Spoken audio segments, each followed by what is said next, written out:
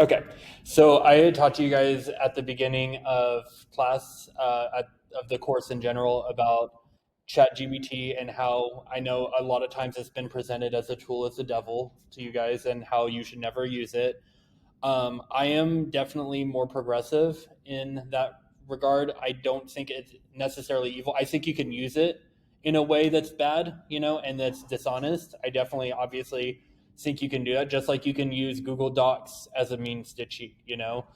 There's a lot of good, positive things about Google Docs, about sharing documents, how we've used it to leave comments and stuff like that. But it's really easy to make a copy and share a document with somebody, and it doesn't belong to you. That doesn't mean we should get rid of Google Docs, right? Chat GPT, same thing. There's definitely good aspects for it. So I'm noticing some of you are getting stuck on looking up information, right? Like finding research. So what I would do, so like I'm going to use your example as what I could do. So how can, I believe it was pharmaceutical, am I right? How can pharmaceutical progress be made by exploring nature? Okay. So it's giving me some topics that I can use to look up, maybe some keywords and some ideas. I'm not going to copy and paste this into my essay. So that's something, again, that's the part you have to avoid, right? That's the part that's would be academic dishonesty. But it's giving me a lot of good stuff because I'm not an expert in pharmaceutical practices. I'm not an expert in like discovering pharmaceutical things in nature, right? So it's like I need like kind of like something to get me started in my research.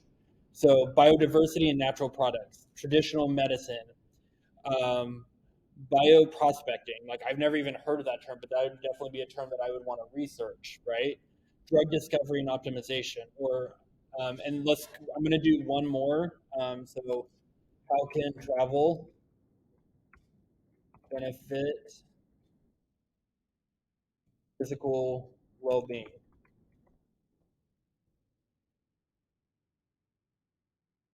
So obviously we have physical activity, stress reduction, exposure to natural environments, vitamin D intake. Some of these I might use, some of them I might skip. I'm not saying you should use every one of them. And this isn't perfect. Like ChatGPT is not a perfect system because the way it works, it's like basically a search engine on steroids, where it searches all over the internet and gets this information off the internet. So obviously, if it pulls from the wrong places, you can get inaccurate information. But for something like brainstorming ideas on what you guys can look up, this definitely could help. Like I would probably skip culinary exploration. Like I don't think like cooking is necessarily going to be like what I want to focus on if I'm talking about my physical well-being. I mean, you could, but I would probably say maybe not. Sleep quality, maybe that's something I might want to focus on and how travel impacts sleep quality. But like I'm saying, if you get stuck on your research and you need some more ideas of things to search online, this could be a good way to like get some ideas flowing if you're getting stuck, especially if it's like a topic you're not familiar with. So, anyways, so I just wanted to go over that and talk about like a useful way that you can use it. If you guys feel like like you're getting trapped or like need like extra help, because again, I'm not an expert in all of these fields either. So I can give some advice, but I wouldn't have thought of bioprospecting. So